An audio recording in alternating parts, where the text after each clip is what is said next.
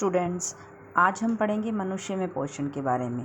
मनुष्य में पोषण यानी कि जो भोजन हम ग्रहण करते हैं, किस प्रकार हम भोजन ग्रहण करते हैं, हमारे शरीर के अंदर जाने के बाद भोजन का पाचन किस प्रकार होता है और पाचन होने के पश्चात उन पोषक तत्वों का हमारे शरीर में किस प्रकार अवशोषण होता है, हमारे शरीर के अन्य कार्यों के लिए किस प्रकार जो है उन पोषक तत्वों का इस्तेमाल होता है, ये सब कलेक्टिवली मिल करके मनुष्य में पोषण की प्रक्रिया को समझाते हैं। मनुष्य में पोषण के प्रक्रम में जो क्रियाएं होती हैं उनको क्रम से यहाँ दिखाया गया है। पहले होती है अंतःग्रहण। फिर अंतःग्रहण का मतलब है भोजन को अंदर लेना, यानी हम भोजन जो मुख के द्वारा अंदर ग्रहण करते हैं। उसके पश्चात भोजन जब हमारे पाचन तंत्र में प्रवेश कर जाता है तो वहाँ पाचक एंजाइम्स की सहायता से होता है पाचन। भोजन का पाचन, हमारे पाचन तंत्र के अंदर कुछ पाचक एंजाइम्स पाए जाते हैं जिनको हम आगे डिटेल में पढ़ेंगे, उनकी सहायता से होता है। पाचन के पश्चात जो पोषक तत्व, यानी पाचन का मतलब, भोजन के पाचन का मतलब होता है जटिल पोषक तत्वों को सरल पोषक तत्वों में तोड़ना। तो सरल पोषक तत्व जो हमें मिलते हैं भोजन के पाचन के पश्चात, उनका हमारे शरीर में किस प्रकार अवशोषण होता है।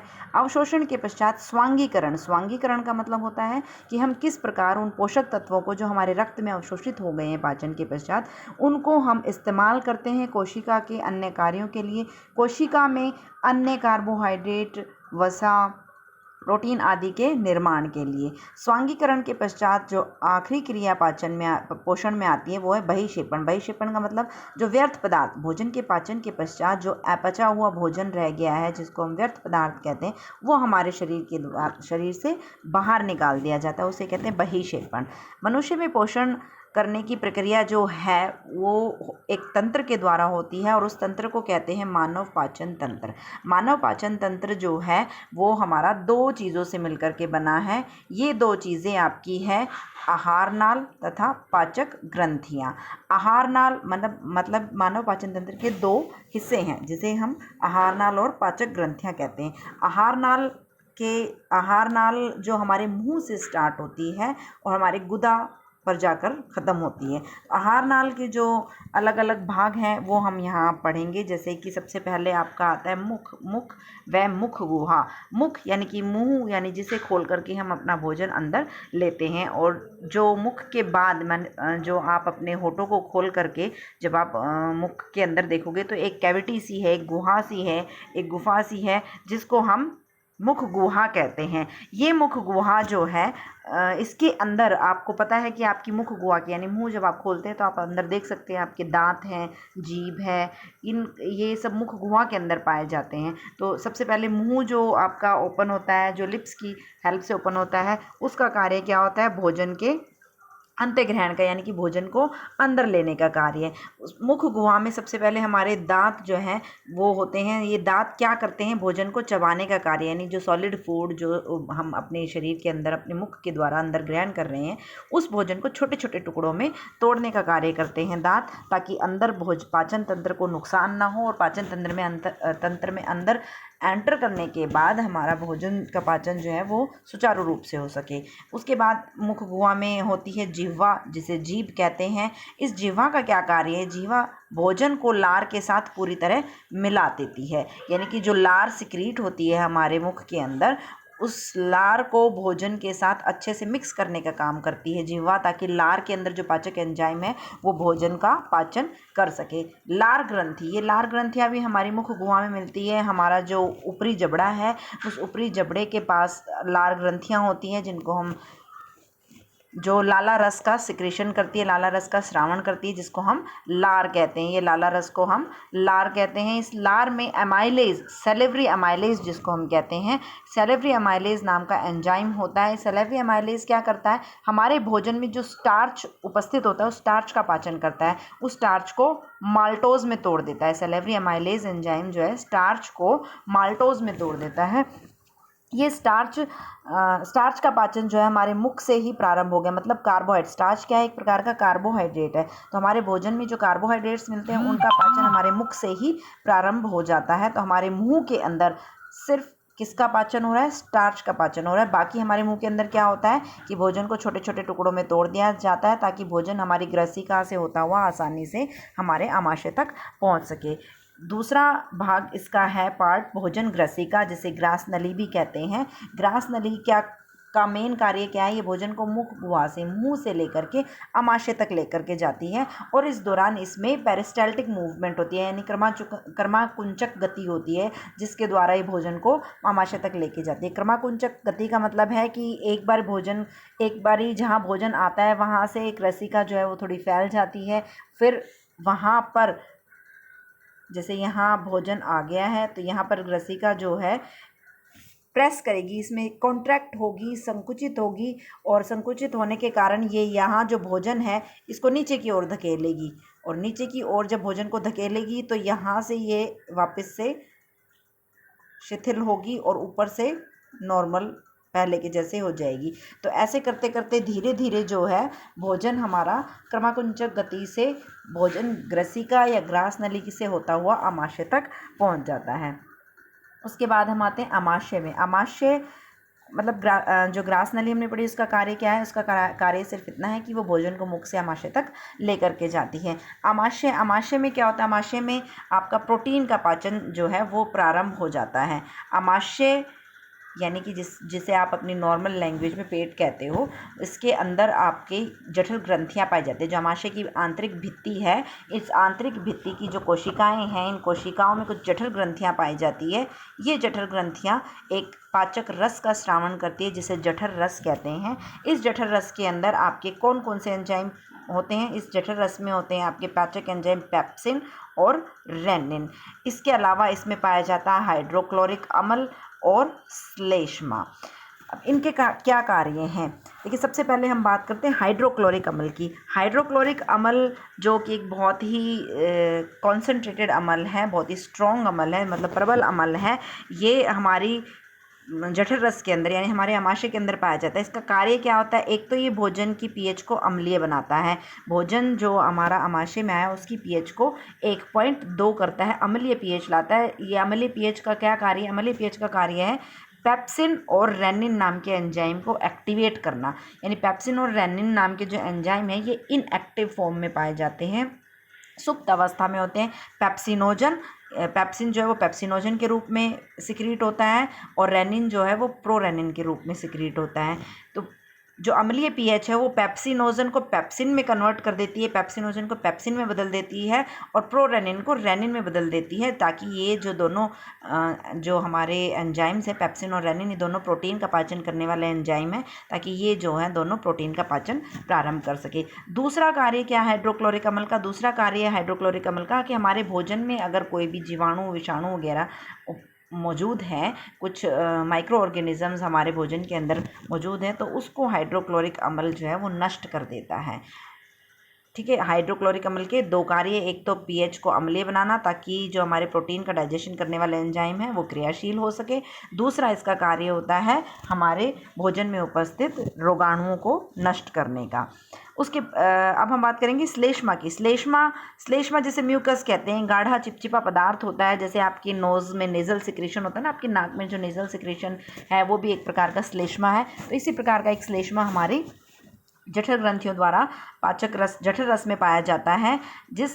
इसका क्या कार्य है? ये आमाशय के आंतरिक अस्त्र की अम्ल से रक्षा करता है। यानी हाइड्रोक्लोरिक अम्ल जो कि एक बहुत स्ट्रॉन्ग अम्ल है, वो हमारे आमाशय की कोशिकाओं को भी नुकसान पहुंचा सकती है। तो उन कोशिकाओं को प्रोटेक्ट कौन करता है? श्लेष्मा करता है। श्लेष्मा एक लेयर बना लेता है, जैसे वैसलीन की लेयर आप अपने हाथों पे अपनी त्वचा के ऊपर लगाते हैं ठंडी हवा से बचने के लिए। इसी प्रकार से एक लेयर सी बना लेता है, जिससे जो कोशिकाएं हैं अपने आमाशय के आंतरिक अस्तर की जो कोशिकाएं हैं वो हाइड्रोक्लोरिक अम्ल के कॉन्टैक्ट में नहीं आती, इसलिए वो डैमेज नहीं होती हैं। तो ये उन कोशिकाओं को हाइड्रोक्लोरिक अम्ल के प्रभाव से बचाता है। अब हम बात करेंगे पेप्सिन और रेनिन की, जो कि प्रोटीन का पाचन करने वाले एंजाइम हैं। पेप्सिन क्या करता है? पेप्सिन, जैसे मैंने पहले बताया कि पेप्सिनोजन की अवस्था एक सुप्त अवस्था में सिक्रीट होता है और अम्लीय पीएच पर ये पेप्सिनोजन पेप्सिन में बदल जाता है। और पेप्सिन क्या करता है? प्रोटीन का पाचन करता है। प्रोटीन को पेप्टोन्स और प्रोटीएजेस में तोड़ देता है। प्रोटीन जो हमारे भोजन में पाया जाता है उसका पाचन प्रारंभ होता है आमाशय से, और आमाशय में पेप्सिन नाम का एंजाइम जो जठर रस में पाया जाता है वो इन प्रोटीन का पाचन करता है और प्रोटीन को पेप्टोन्स और प्रोटीएजेस में तोड़ देता है। रेनिन रेनिन भी एक प्रोटीन का डाइजेशन करने वाला एंजाइम है, लेकिन ये क्या करता है, ये सिर्फ और सिर्फ दूध में पाई जाने वाली प्रोटीन, दूध में जो केसीन नाम की प्रोटीन पाई जाती है उस प्रोटीन का पाचन करता है। अन्य प्रोटीन का पाचन करने के लिए पेप्सिन एंजाइम है और दूध में पाई जाने वाली केसीन प्रोटीन का पाचन करने के लिए रेनिन एंजाइम है। ये रेनिन एंजाइम इस केसीन को पैराकेसीन में बदल देता है।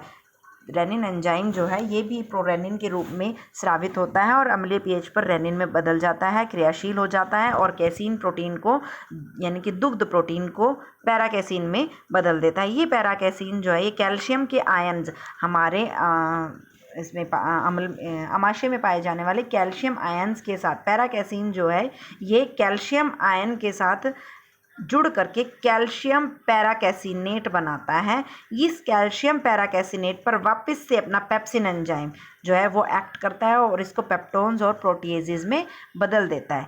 कैल्शियम पैराकेसिनेट जो है दुग्ध के अंदर हमारे कैल्शियम भी पाया जाता है, उसके साथ मिलकर के जो पैराकेसिन है वो वापस से कैल्शियम पैराकेसिनेट बना देता है। कैल्शियम पैराकेसिनेट पर पेप्सिन एंजाइम एक्ट करता है और इसको पेप्टोन्स और प्रोटीएजेज यानी कि छोटी प्रोटीन की चेन में तोड़ देता है, ताकि आगे जा कर के इस पे अन्य एंजाइम एक्ट करके इनको इनके जो कंस्टिट्यूएंट हैं, जो इनकी इकाई है संरचनात्मक इकाई अमीनो अम्ल, उसमें तोड़ा जा सके। क्योंकि प्रोटीन जो है एक बहुत लंबी चेन होती है अमीनो अम्ल की, तो उनको डायरेक्ट अमीनो अम्ल में नहीं तोड़ा जाता है। पहले पेप्सिन एंजाइम जो है उनको पेप्टोन्स, प्रोटीएजेस, पॉलीपेप्टाइड्स में तोड़ता है, यानी कि छोटी छोटी अमीनो अम्ल की चेन में तोड़ता है और उसके बाद इसमें अन्य एंजाइम जो है वो एक्ट करते हैं और उनको अमीनो अम्ल में बदल देते हैं। ये था हमारा अमाशय।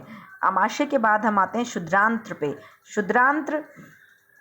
शुद्रांत्र यानी कि छोटी आंत। छोटी आंत जो है इसमें 3 प्रकार के रसपाचक रस आते हैं और ये इनमें अलग अलग प्रकार के एंजाइम पाए जाते हैं जो भोजन का पाचन करते हैं। सबसे पहले हम बात करेंगे पित्तरस की। पित्तरस जो है ये लीवर यानी कि यकृत द्वारा स्रावित होता है। पित्तरस लीवर या यकृत द्वारा स्रावित होता है और स्रावित के होने के पश्चात ये गॉल ब्लैडर, जिसे पित्त की थैली हम कहते हैं, उसमें जाकर के एकत्र हो जाता है और जब भोजन शुद्रांत्र में एंटर करता है तब ये गॉल ब्लैडर से एक छोटी नलिका द्वारा शुद्रांत्र में आता है।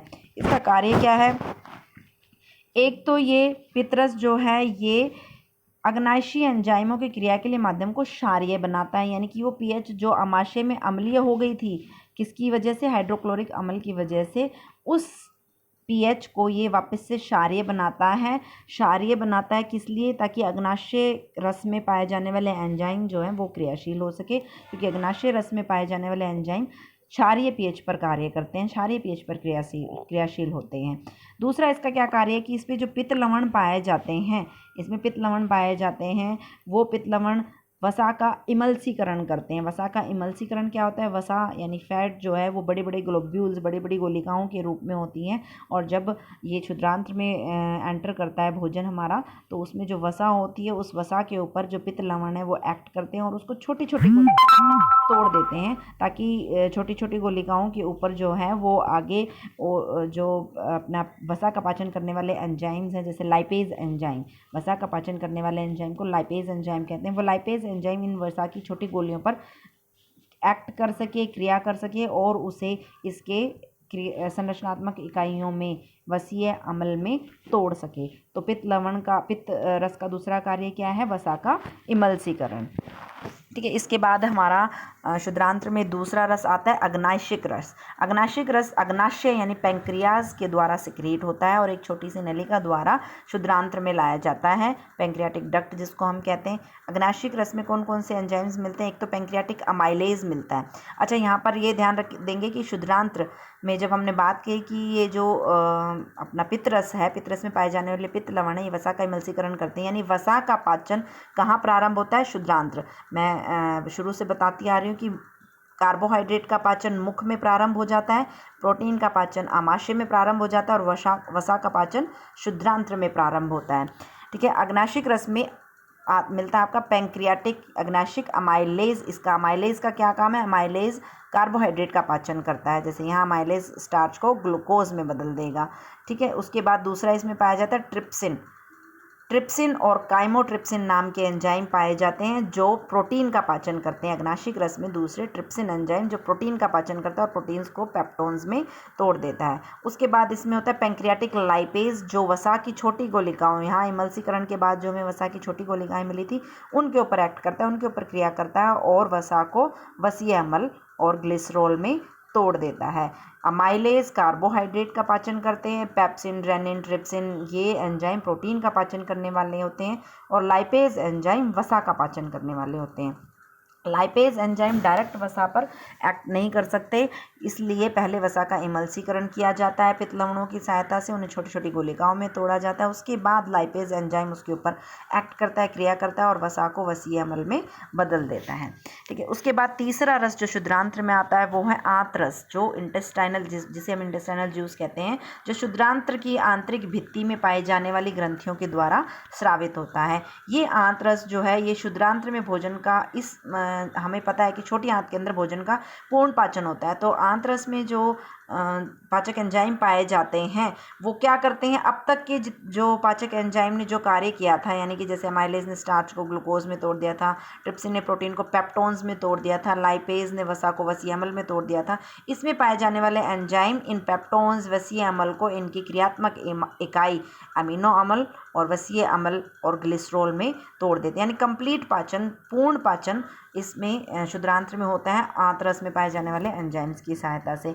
इस रस में पाए जाने वाले एंजाइम्स जो हैं वो कार्बोहाइड्रेट को ग्लूकोज में, प्रोटीन को अमीनो अम्ल में और वसा को वसीय अम्ल में परिवर्तित कर देते हैं। और ये ग्लूकोज, अमीनो अम्ल और वसीय अम्ल जो है ये हमारे शरीर में शुद्रांत्र में ही आगे जो हम पढ़ेंगे अवशोषण, भोजन का अवशोषण किस प्रकार होता है, वही शुद्रांत्र के अंदर ही रक्त वाहिकाओं के अंदर हमारे ग्लूकोज, अमीनो अम्ल और वसीय अम्ल का अवशोषण हो जाता है। अच्छा, आंतरस में कौन कौन से एंजाइम पाए जाते हैं, ये होता है आपका पेप्टाइडेज। पेप्टाइडेज एंजाइम प्रोटीन की जो छोटी चेन अभी तक बनी थी, पेप्टोन्स और पॉलीपेप्टाइड्स और प्रोटीएजेस, उनके ऊपर क्रिया करता है और उन्हें अमीनो अम्ल, अमीनो एसिड में तोड़ देता है। माल्टेज व सुक्रेज, माल्टेज और सुक्रेज एंजाइम जो है वो कार्बोहाइड्रेट, माल्टोज और सुक्रोज जैसी कार्बोहाइड्रेट के ऊपर क्रिया करता है और उन्हें ग्लूकोज में बदल देता है। लाइपेज, इंटेस्टाइनल लाइपेज कहते हैं इसको, लाइपेज एंजाइम जो है वो वसा के ऊपर एक्ट करता है और उसे वसीय अम्ल और ग्लिसरॉल में तोड़ देता है। लैक्टेज, लैक्टेज एंजाइम जो है वो दूध में पाई जाने वाली शुगर, कार्बोहाइड्रेट जिसे लैक्टोज बोलते हैं, लैक्टोज जो है वह दूध में पाया जाने वाला कार्बोहाइड्रेट है, उसके ऊपर क्रिया करता है और उसे ग्लूकोज में तोड़ देता है। तो यहाँ अब जो हमारा भोजन है उसका पूर्ण पाचन हो गया, हमें अमीनो अम्ल, वसीय अम्ल और ग्लूकोज मिल गया है। अब शुद्रांत्र में क्या होता है, अब शुद्रांत्र में होता है अवशोषण, भोजन का अवशोषण। और भोजन के अवशोषण के लिए शुद्रांत्र में पाई जाती हैं दीर्घरोम, जिसे माइक्रोविल्लाई कहते हैं। ये दीर्घरोम जो हैं ये छोटी छोटी उंगली जैसी संरचनाएं होती हैं जो कि शुद्रांत्र की भीतरी भित्ति में बनी हुई होती है। इनका मेन कार्य है सिर्फ अवशोषण के क्षेत्रफल को बढ़ाना होता है। यानी शुद्रांत्र में जो दीर्घरोम पाए जाते हैं उनका मुख्य कार्य क्या होता है, अवशोषण के, भोजन के अवशोषण, पोषक तत्वों के अवशोषण के क्षेत्रफल को बढ़ाने का। ये जो दीर्घरोम होते हैं इनमें बहुत अधिक मात्रा में इनमें रक्त वाहिकाएं होती हैं। ये रक्त वाहिकाएं किस लिए होती है, ताकि क्योंकि ये जो जैसे आंतरिक भित्ति है, ये आंतरिक भित्ति, ये बाह्य भित्ति होगी, ये आंतरिक भित्ति है, इसमें इस तरीके से ये दीर्घरोम पाए जाते हैं। ये दीर्घरोम डायरेक्ट पचे हुए भोजन के संपर्क में होते हैं। ये पचा हुआ भोजन है, ये इस तरफ की भित्ति है इसकी, यहाँ भी दीर्घरोम है। ठीक है, ये पचा हुआ भोजन जो नीचे की ओर गति कर रहा है, ये दीर्घरोम डायरेक्ट इसके संपर्क में होते हैं और इन दीर्घरोम में बहुत अधिक मात्रा में रक्त वाहिकाएं होती हैं जो क्या करती हैं, ये जो पचा हुआ भोजन इसमें गति कर रहा है शुद्रांत्र के अंदर, उसमें से अमीनो अम्ल, ग्लूकोज और वसीय अम्ल को रक्त में अवशोषित कर लेती है। ठीक है, क्या करती हैं ये दीर्घरोम, ये पोषक तत्वों का अवशोषण कर लेते हैं, अवशोषण के क्षेत्रफल को बढ़ाते हैं और इसमें पोषक तत्वों का अवशोषण होता है। और ये अवशोषण विसरण प्रक्रिया द्वारा होता है। विसरण प्रक्रिया, विसरण आप लोगों ने 9th में पढ़ा है कि इसमें क्या होता है कि पोषक तत्व जो हैं वो उच्च सांद्रता से निम्न सांद्रता की ओर गति करते हैं। यहाँ पर क्या होता है कि जो पचा हुआ भोजन गति कर रहा है, जो पचा हुआ भोजन शुद्रांत्र के अंदर गति कर रहा है, उसके अंदर ग्लूकोज, अमीनो अम्ल, वसीय अम्ल की जो सांद्रता है वो ज़्यादा होती है, जबकि जो दीर्घरोम में रक्त वाहिकाएँ हैं उनमें जो रक्त बह रहा है उसमें उनकी सांद्रता कम होती है। इसलिए ये पोषक तत्व उस इंटेस्टाइन के ल्यूमन से यानी कि छोटी आंत में से रक्त के अंदर अवशोषित हो जाते हैं। इस प्रकार से हमारे भोजन का हमारे शरीर में अवशोषण हो जाता है। अवशोषण के पश्चात ये तो शुद्रांत्र में अवशोषण हुआ, उसके बाद वृद्रांत्र यानी कि बड़ी आंत में क्या होता है, यहाँ मुख्यतः सिर्फ जल का अवशोषण होता है। जो वृद्रांत्र है, जब भोजन वृद्रांत्र में से पास ऑन करता है, पोषक तत्वों का अवशोषण तो मोस्टली हमारा खत्म हो जाता है, कहाँ पर, शुद्रांत्र में ही। वृद्रांत्र में मुख्यतः जल का अवशोषण होता है और जो अपचा हुआ भोजन होता है उसको मल के रूप में बदल देते हैं, ठोस सॉलिड मल के रूप में, सॉलिड और सेमी सॉलिड मल के रूप में बदल दिया जाता है, जो जाकर के कहाँ, गुदा में कुछ समय के लिए स्टोर होता है और उसके बाद गुदा द्वारा शरीर से बाहर निकाल दिया जाता है, शरीर से बाहर निष्कासित कर दिया जाता है। इस प्रकार से हमारा पाचन जो है वो पूर्ण होता है। अच्छा, भोजन का पाचन हो गया, अवशोषण हो गया। अवशोषण होने के बाद क्या होता है, अवशोषण होने के बाद जो पोषक तत्व हमने अवशोषित किए हैं, रक्त के अंदर अवशोषित हुए हैं, उन पोषक तत्वों का इस्तेमाल होता है अन्य कार्बोहाइड्रेट, प्रोटीन और वसा के निर्माण में, जो जिनकी कोशिकाओं को आवश्यकता होती है। इस प्रोसेस को हम कहते हैं स्वांगीकरण। इस प्रोसेस को हम क्या कहते हैं, स्वांगीकरण, एसिमिलेशन ऑफ फूड। पाचन के पश्चात बने ग्लूकोज का उपयोग श्वसन में ऊर्जा उत्पादन के लिए किया जाता है। यानी जो ग्लूकोज बना था पाचन क्रिया में, वो रक्त में अवशोषित हो गया और वो रक्त के द्वारा सभी कोशिकाओं तक पहुंचा दिया जाता है। और कोशिकाओं के अंदर जो श्वसन प्रक्रिया होती है, जो श्वसन प्रक्रिया जिसे हम एक तरह से ग्लूकोज का विखंडन, दूसरे नाम से हम ग्लूकोज का विखंडन भी कह सकते हैं, क्योंकि ग्लूकोज विखंडित होकर के उस प्रक्रिया में हमको बहुत अधिक मात्रा में ऊर्जा देता है। तो ग्लूकोज का इस्तेमाल, स्वांगीकरण जो है वो किस में हो गया, ऊर्जा उत्पादन के रूप में हो गया। अतिरिक्त जो ग्लूकोज होता है वो रक्त से निकल करके यकृत में ग्लाइकोजन के रूप में स्टोर कर लिया जाता है, संचित कर लिया जाता है। जैसा कि हमने पहले बताया था कि पौधों के अंदर जो है कार्बोहाइड्रेट स्टार्च के रूप में संचित होता है और एनिमल्स में ग्लाइकोजन के रूप में संचित होता है। तो जो ग्लूकोज है वो किस में बदल जाती है, ग्लाइकोजन में, और लीवर में ग्लाइकोजन के रूप में संग्रहित हो जाती है, जिसको ज़रूरत पड़ने पर वापस से ग्लूकोज में बदला जा सकता है और उसका इस्तेमाल ऊर्जा उत्पादन के लिए किया जा सकता है। अमीनो अम्ल का उपयोग कोशिकाओं की आवश्यकता अनुसार अन्य प्रोटीन्स का निर्माण करने में, वसीय अम्ल का उपयोग वसा का निर्माण करने में हो जाता है, में कर लिया जाता है। अमीनो अम्ल और वसीय अम्ल का उपयोग जो है मुख्यतः जो कोशिकाएं पाई जाती हैं, उन कोशिकाओं की जो प्लाज्मा झिल्ली है, जो प्रोटीन और वसा से मिलकर के बनी है, उनकी प्रोटीन और वसा का निर्माण करने के लिए किया जाता है। तो इस प्रकार से हमारे जो पोषक तत्व अवशोषित हुए थे उनका स्वांगीकरण कर लिया जाता है, उनका जो है पुनः उपयोग कर लिया जाता है, हमारे शरीर में उनका इस्तेमाल कर लिया जाता है। इसके लास्ट में ये मानव पाचन तंत्र का चित्र बना हुआ है। ये चित्र आप लोगों को बनाना है अपनी नोटबुक में, नामांकित चित्र है, इसे साफ सुथरा कलर पेंसिल की सहायता से बनाएं।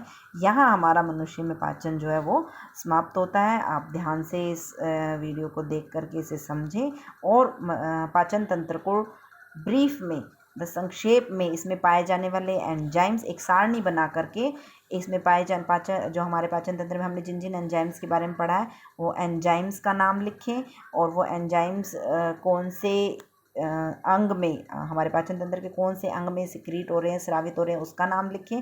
और तीसरा कॉलम बनाए उसके कार्यों का, कि कौन सा एंजाइम क्या कार्य कर रहा है, किस पोषक तत्व का पाचन कर रहा है, प्रोटीन का, कार्बोहाइड्रेट का या वसा का। ये सारणी आप बनाएं और ये सारणी बना करके और फिर आप मुझे दिखाएं। अब इसके बाद हम पढ़ेंगे श्वसन हम पढ़ेंगे नेक्स्ट वीडियो में। Thank you.